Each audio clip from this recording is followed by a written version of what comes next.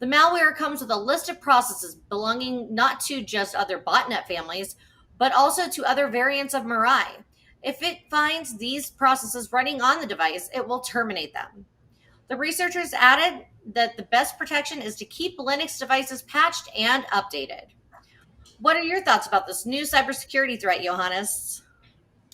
Well, as you mentioned, well, Mirai has been around since mid 2016, and when it came out, it immediately became infamous for launching a large-scale DDoS attack in October 2016.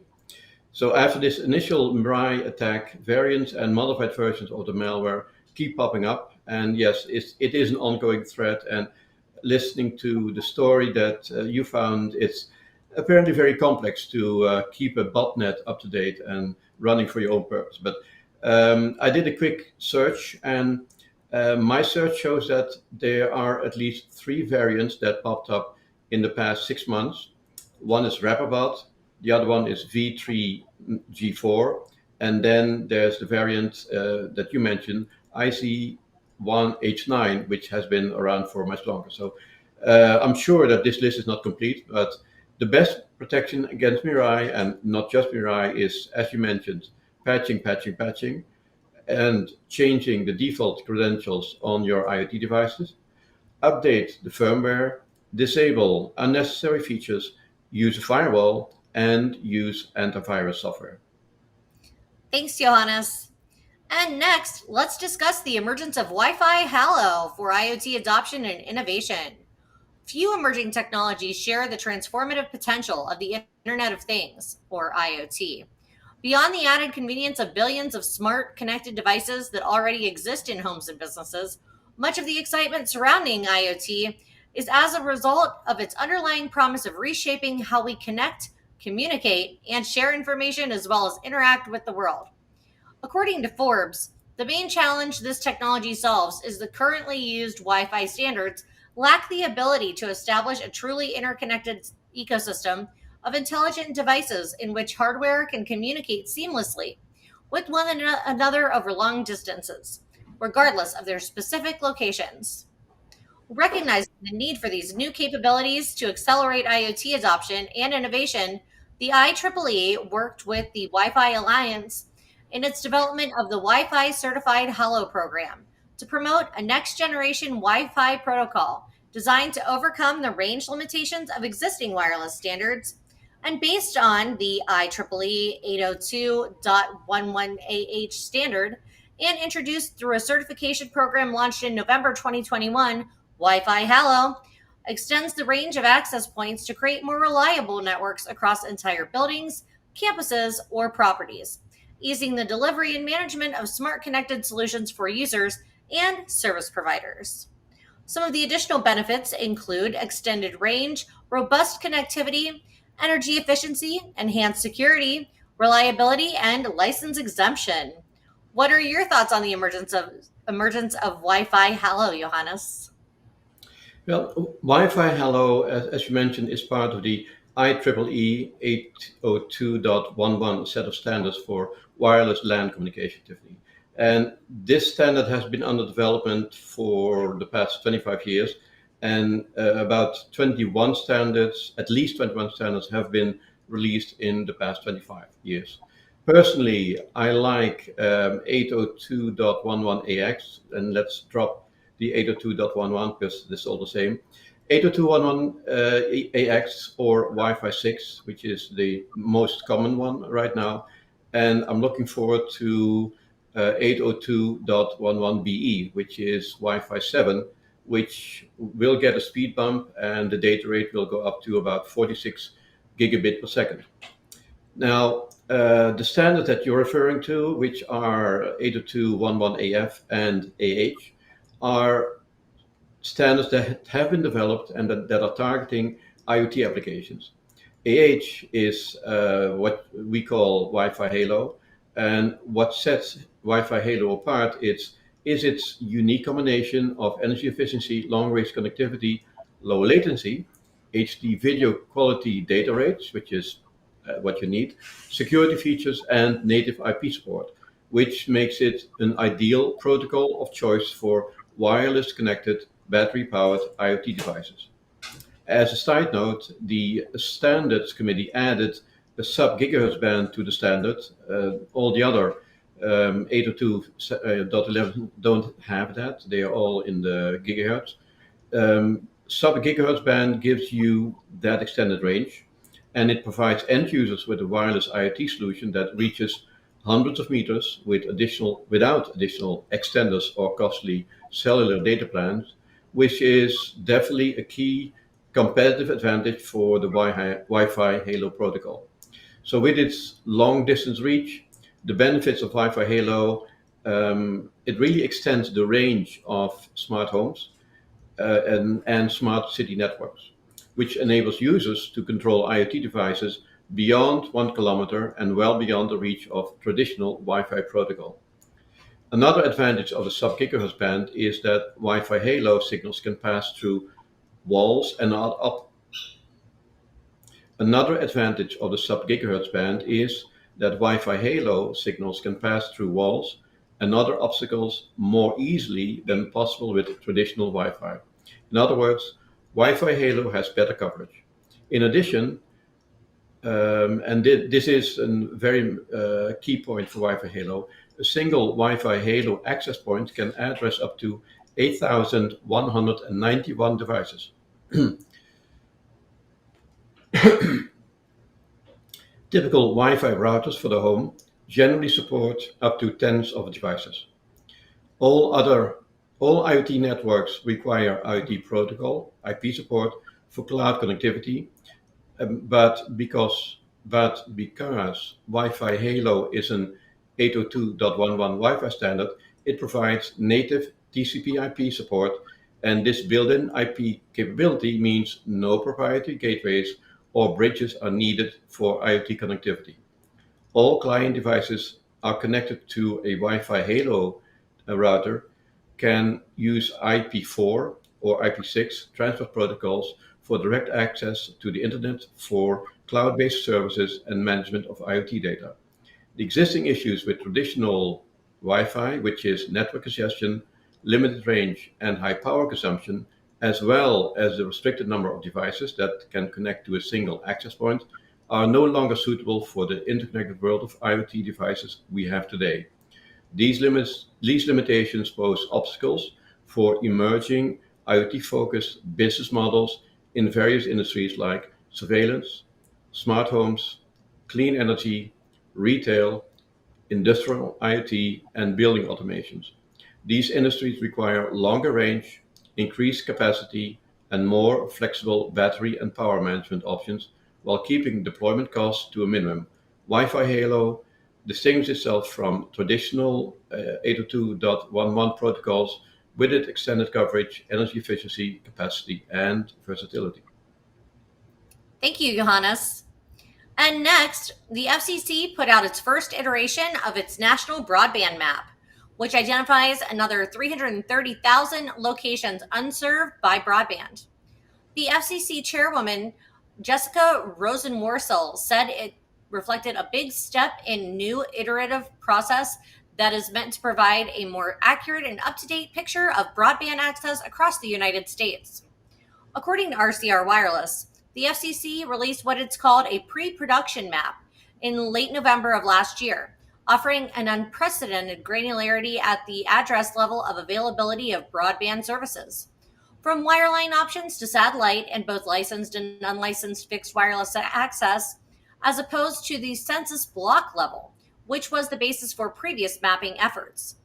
The census block approach meant that even one location within a census block had broadband service. The clock was considered served, which in many cases masked the fact that other people living in the same census block didn't actually have access to broadband services.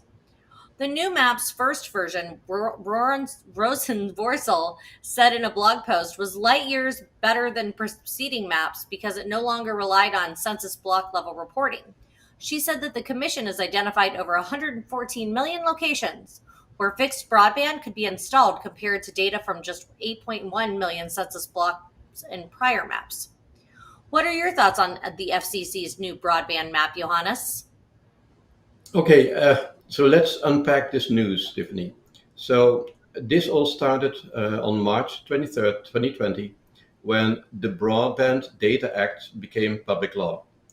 The BDA instructs the FCC to change the way data for the national broadband map is collected, verified, reported, basically to create a more accurate picture of where broadband is and is not available across the country.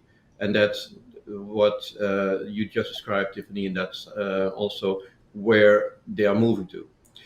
Um, and the accurate picture tells us where broadband is and is not available across the country. The news release that you mentioned talks about the progress in terms of data reporting that has been made, and they've made a lot of progress. Now, why is this important? Well, the National Broadband Map ties into the Broadband Equity, Access and Deployment, or BEAD, program, which is a $42 billion funding program to roll out broadband across the country. And it ties into the high speed Internet for All grant program, which is slightly smaller at $2.75 billion, and several other uh, rural focused broadband deployment programs. For these programs to be effective, you need to know and you need to have an accurate picture of where broadband is and is not available. And to bring it all together, with these programs, the US government is addressing the digital divide in the US, and that's an issue that we've covered a few times, and I think at least a year ago, or maybe even longer, Tiffany. Thank you, Johannes. Yes, we have been talking about the digital divide for quite some time, all the way back to our expanding education webinar and even further beyond that. But our next story is about Cox Communications, as they have deployed a private wireless network in my backyard of Las Vegas in the Fremont Street area. The network covers 8 city blocks and supports safety and security applications like video cameras and real time data analytics. But according to Cox, the network architecture is scalable and will support future applications for visitors and residents. In 2022, the city turned to Japan based NTT to deploy the largest open private network. At the time, NTT said the network will develop as a framework for revenue generation. And as new use cases are loaded onto it, this network model and the new services and applications can be replicated and marketed respectively in cities across the US, it stated. And that same year, Boingo Wireless announced plans to open up an innovation center at the Vegas Monorail Convention Center station to serve as a launchpad to test, trial, and demonstrate 5G, Wi Fi 6, 6E, Wi Fi 7, and IoT pilot programs.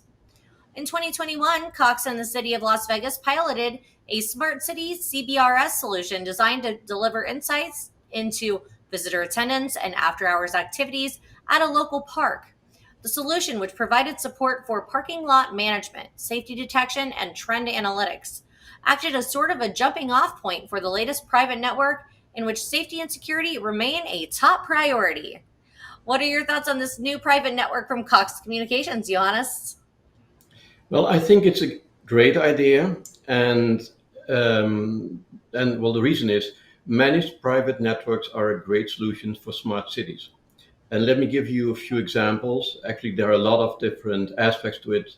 Why it's so important to keep the data under wraps and keep it secure. So, one example. Let's talk about enhanced security. Smart cities rely on the collection, processing, and transmission of vast amounts of sensitive data. Managed private networks provide a dedicated and secure communication infrastructure isolated from the public internet, which helps protect against cyber threats and unauthorized access. This heightened security is vital for critical services such as traffic management, public safety, utilities, first responders. The second reason and why this is so important, let's talk about reliability and resilience.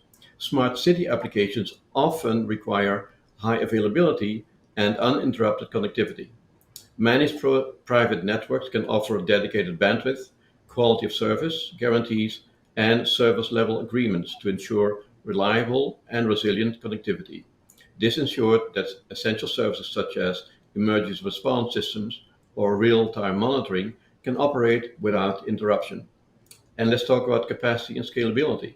Smart city environments demand a robust and scalable network infrastructure to support a wide range of devices, sensors, and applications. Managed private networks can be tailored to meet the specific needs of smart city deployments, providing sufficient capacity and flexibility to handle the increasing number of connected devices and data intensive applications. And let's talk about efficient traffic management. With a managed private network, smart city operators can prioritize and manage network traffic effectively. This allows them to allocate resources based on the requirements of various services, optimizing the performance and responsiveness of critical applications. For example, traffic signals, public transportation systems, and emergency services can benefit from real-time traffic management facilitated by a dedicated network.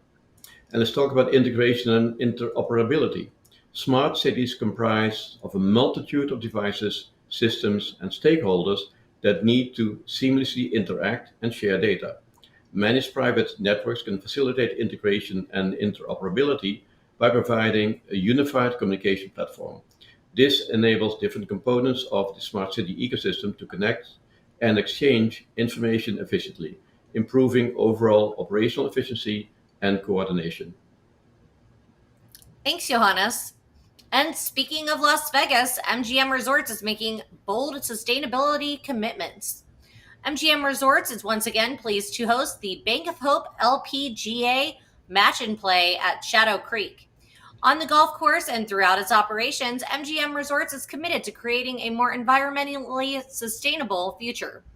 In the desert destination of Las Vegas and around the world, access to water is a universal concern.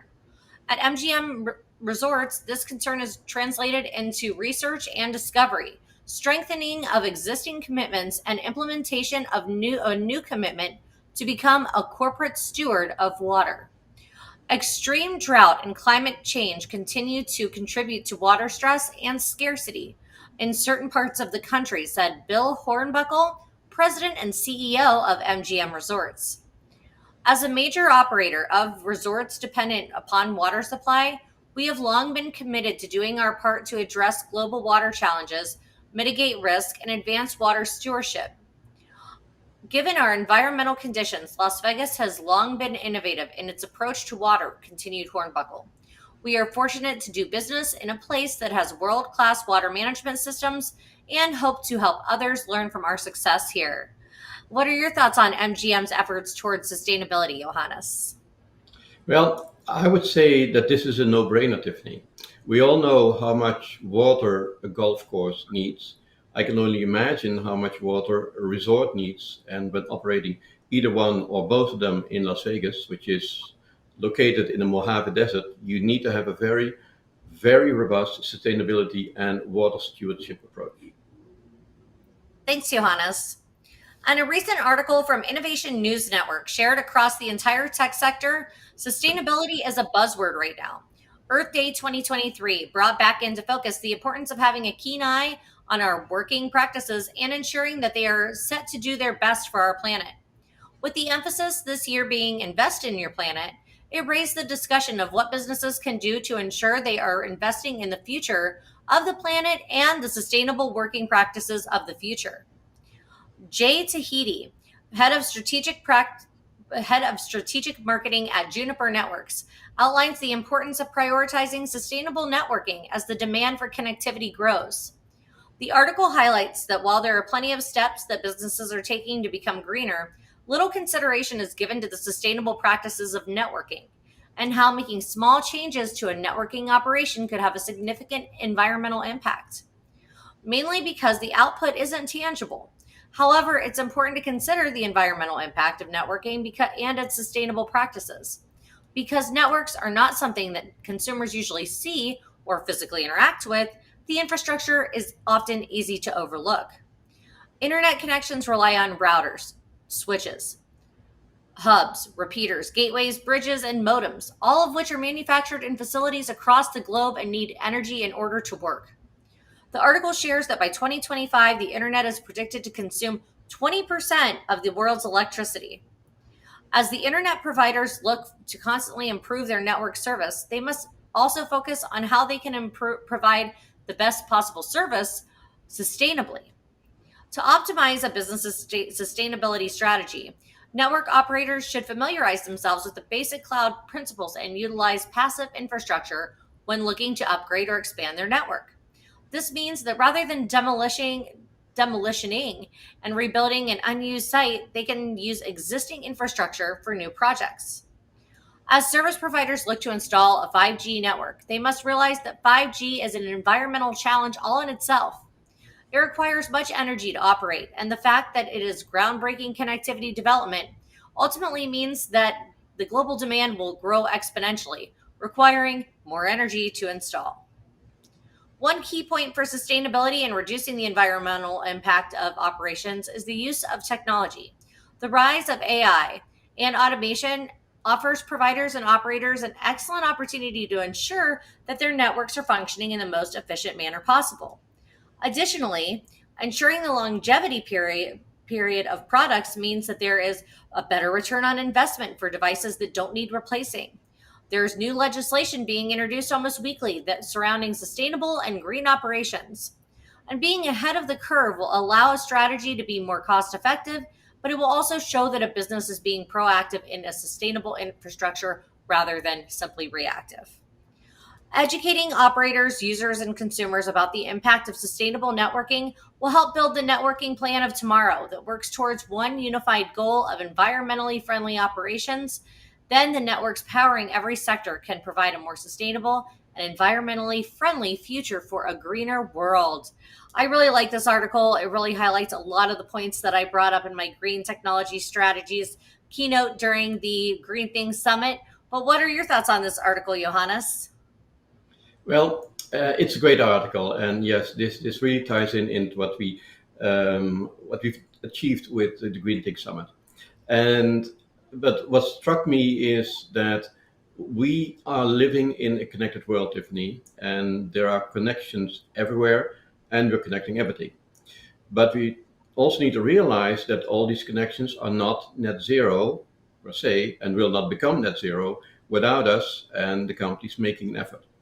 And there's a lot that can be done. So talking about, for example, energy efficiency, and you mentioned that networks consume significant amount of energy. So optimizing net energy efficiency is crucial.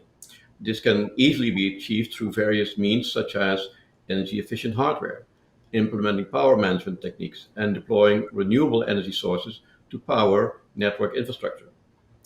Let's talk about green infrastructure. Designing network infrastructure with environmentally friendly materials and technologies can reduce ecological footprint.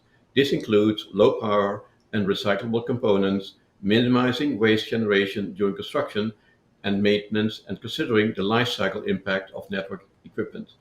And let's look at virtualization and cloud computing. Embracing virtualization and cloud computing technologies can help optimize network resource utilization, reduce energy consumption, and enable more efficient sharing of computing resources. Let's look at scalability and flexibility. Sustainable networks should be designed to accommodate future growth and changing needs without having to make significant infrastructure upgrades. Scalable and flexible network architecture can adapt to evolving technologies and user requirements, reducing the need for frequent replacements or expansions. And let's talk about green data centers. Data centers are a critical part of network infrastructure. Implementing sustainable practices in data center design and operations, such as efficient cooling systems, virtualization again, and renewable energy sources, can significantly reduce their environmental impact. Let's not forget e-waste management. Proper disposal and recycling of electronic waste generated by network equipment is essential for sustainability. Implementing e-waste management programs ensures that outdated or obsolete network components are responsibly recycled or disposed of, minimizing environmental pollution.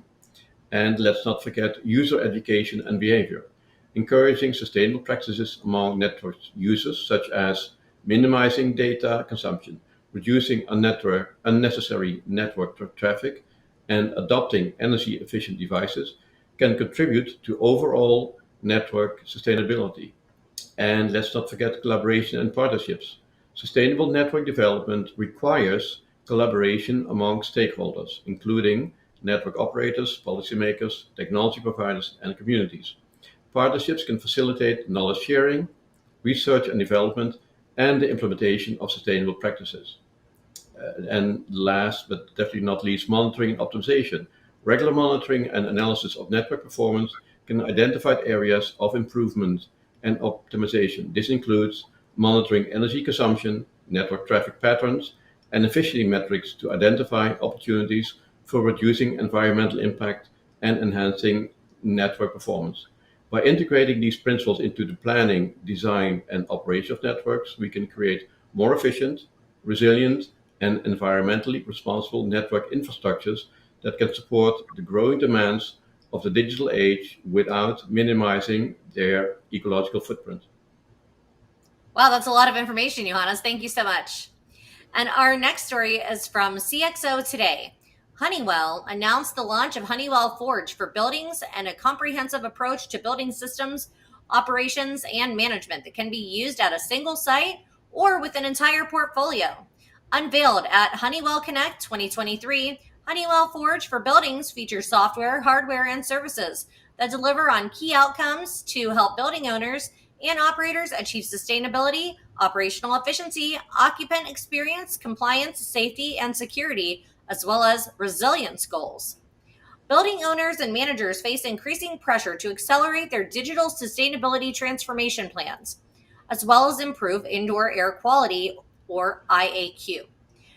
Data from the World Economic Forum suggests that approximately 80% of today's buildings will still be standing in 2050, which means the challenge of controlling escalating energy use, particularly in older buildings, to meet carbon reduction targets will only increase.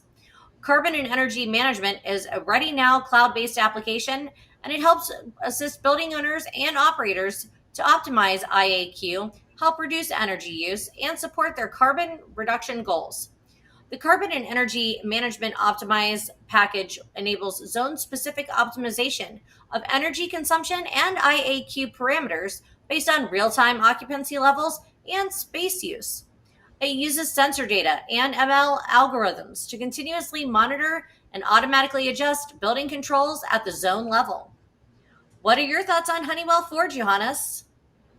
Well, when I read this story, and thanks for finding the story, my first impression was, well, this platform does a lot. And so I took a deeper technical dive into Honeywell Forge to learn more. And yes, that really does a lot. It's a very comprehensive package.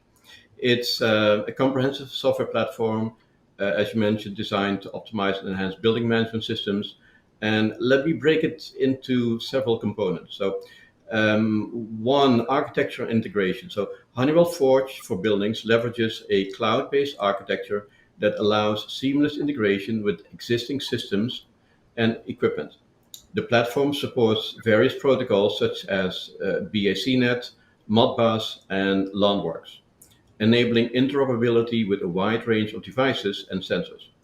And let's look at data collection and analytics. The platform employs advanced data collection mechanisms, including real-time data acquisition, historical data storage, and predictive analytics. It can collect data from multiple sensors, meters, and equipment to monitor various building parameters such as temperature, humidity, occupancy, energy consumption, and equipment performance. Honeywell Forge for buildings uses, as you mentioned, machine learning algorithms to analyze this data set and generate actionable insights for optimizing building operations. And let's look at energy management and optimization. One of the core strengths of Honeywell Forge is its energy management capability. The platform provides comprehensive energy monitoring, analysis, and optimization tools. It can identify energy inefficiencies, detect anomalies, and suggest optimization strategies to reduce energy consumption, thereby improving sustainability and reducing operating costs. Real-time energy dashboards, automated reporting, and demand response capabilities further enhance its energy management capabilities. And let's not forget fault detection and diagnostics. The platform incorporates advanced fault detection and diagnostics algorithms to identify potential system malfunctions and equipment failures. It continuously analyzes system data, compares it with established benchmarks, and alerts facility managers to deviations and abnormalities. By proactively identifying faults and recommending corrective actions, Honeywell Forge helps optimize maintenance processes, reduce downtime, and improve occupant comfort. Talking about occupant comfort, let's look at occupant experience and comfort. Enhancing occupant comfort and satisfaction is a key aspect of Honeywell Forge. The platform provides intuitive user interfaces and mobile applications that allow occupants to control environmental settings such as lighting, temperature, and air quality based on their preferences. It also offers insights into occupancy patterns, enabling facility managers to optimize space utilization, improve indoor air quality, and create personalized experiences for occupants. And let's not forget security and data privacy. Honeywell Forge prioritizes the security and privacy of building data. The platform implements robust security measures, including data encryption, access control, and multi-factor authentication. It adheres to industry standard protocols and compliance requirements to ensure the confidentiality, integrity, and availability of data. User permissions and role-based access controls enable administrators to manage data access effectively. In conclusion, Honeywell Forge for Buildings is a feature-rich platform that empowers facility managers with comprehensive building management capabilities. Well, this platform certainly can do a lot. Thank you, Johannes. And a new certification system is looking to help sustainable Bitcoin miners connect with companies wanting to work and invest with them as part of a broader effort to incentivize decarbonization. EnergyWeb, a nonprofit focused on blockchain's potential in the energy space, launched Green Proofs for Bitcoin on Wednesday, a scoring system designed specifically for crypto mining industry. Institutions are increasingly seeking investments and relationships with sustainability conscious entities. According to Amy Westervelt, senior delivery lead at EnergyWeb, such certifications could be key to the crypto mining industry's future, and that Bitcoin mining has become a pariah of sorts in certain sustainability circles, where it is not uncommon to hear calls for stopping such practices altogether. On the other side, Bitcoin miners tout the demand response and load flexibility efforts, as well as using stranded energy as ways of contributing to decarbonization. But I think miners, and this is a quote, sometimes focus too heavily on this really novel stuff and maybe not enough time showing the sustainability world that mining is also already embracing this really bread and butter decarbonization strategy of using clean grids and making these market based purchases of renewable electricity, Westervelt said. The measurement system gives miners location based clean energy scores that take into account a miner's total electricity consumption, as well as the types of grids that energy is distributed to and the miner's market based ways of procuring energy. The certifications come after EnergyWeb CEO Jesse Morris told Blockworks in August that the institutional investors looking to increase their exposure to crypto will demand greater disclosures around environmental, social, and governance, yes, ESG factors. And BlackRock, the world's largest asset manager and an issuer of what it labels as ESG funds, said in a statement last month it was encouraged by programs by EnergyWeb and others to bring transparency to sustainable energy usage in Bitcoin mining.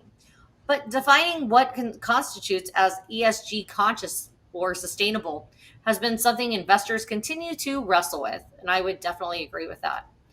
What are your thoughts on this new approach to Bitcoin certification, Johannes? Well, this is definitely new. Definitely, we've talked about Bitcoin and crypto mining before many times, and we always ended up discussing how much energy it takes to mine one Bitcoin. To give one example, last year a CNN article called "Bitcoin a pollution-creating mess," end quote, and it mentioned that mining Bitcoin each year produces as much pollution as the country of Greece created in 2019. Also, to put things in perspective, the same CNN article mentioned that a single Bitcoin transaction results in the same carbon footprint as a traveler flying from New York to Amsterdam. So, this is an entirely new approach. And I did a little bit of research, and looks like there are more out there, but I found one other organization, the Bitcoin Mining Council, that is also trying to improve the cryptocurrency's sustainability profile by reporting renewable energy usage. However, it's crypto still has a bad rap. It has a dirty image, and despite the turmoil in the crypto market, crypto and Bitcoin, and hold your horses, are here to stay. So despite even the recent turmoil, Bitcoin has been trading above $25,000 for the past 3 months. So yes, this approach makes sense. If Bitcoin and cryptocurrencies are here to stay, then they need to become more sustainable. Agreed. Thank you, Johannes. And thank you for joining us today. And if you're interested in these topics, we talk a lot about sustainable practices and green technologies. And for anyone who missed our Green Things Summit, which focuses on all of those things and more, you can still watch all 20 sessions on demand. We'll leave a link up in the comments here. And do you have anything else to say about our amazing Green Things Summit, Johannes? No, it was definitely amazing, Tiffany. We had a very strong international speaker lineup with speakers from Shell, Microsoft, the UN, talking about local realities, local voices, implementing sustainability solutions, just to name a few. And yes, as always, it is a big topic. We try to cover it as much as possible, showcasing different perspectives. So yes, anybody who wants to check out the state of sustainability, have a look at Green Tech Summit. It's available, and definitely there's a lot of information in there. Thanks, Johannes. And we also have our upcoming Summit of Things 2023 event this October. And we're currently seeking speakers and sponsors and also attendees, of course. And you can get your ticket free right now if you go and register on IoTMKTG.com. You can also find out more information about our speaking and sponsorship opportunities. And is there anything else you'd like to add about our Summit of Things 2023, Johannes? Well, some of the things I would like to mention is it builds on the success of the Green Tech Summit. As we speak, we already have a very long, very strong, and long line of speakers lined up, which that includes Pressure Caraway from Walmart, Jeff Winter from Hitachi Solutions, Rob Vanderberry from Thales, Chris Whitaker from Telarus, Matt Samuelson from Toyotas, just to name a few. And there are many more, so please check it, the landing page on the website. This is an event that you cannot afford to miss. I can't believe you didn't mention Steve Brummer. You know he's a fan favorite for me, at least. So be sure to check out all of those speakers and many more, including the legendary Steve Brummer from BHIoT Group. And we also have another event coming up in August. This is more of a special event. And by the way, the Summit of Things 2023 is a 3-day virtual event. So there's 3 days of content that you don't want to miss. So make sure to get those free tickets. They expire on July 1st. So get your free ticket now. You can also get a free ticket on our website for the Chester Santos International Man of Memory 1-hour webinar on instant memory training. I know we could all use some memory training, right? You can never have too sharp of a memory. And you can register for that as well on our website. And we'd like to remind you that IoT Marketing can help you with all of your marketing, PR, and production needs, goals, and objectives. Please contact us for a free consultation, and we'd be happy to see how we can help you achieve all your goals in 2023 and beyond. And Johannes, any final thoughts? Well, I would say to everybody who's watching this IoT marketing, stay tuned. We are living in a rapidly changing world. We, IoT Marketing Industry Sites webinars, always showcase new cutting edge technology in our newscasts, in our webinars, in our summits, and let us know how we can help you. And in our blogs. You can also study up in our blogs. So be sure to get more information on everything you need at IoTMKTG.com. Thank you, everyone. Have a wonderful day, week, and we will see you again next month for IoT Marketing Live. Thanks, Johannes. Have a wonderful day, and thank you, Tiffany.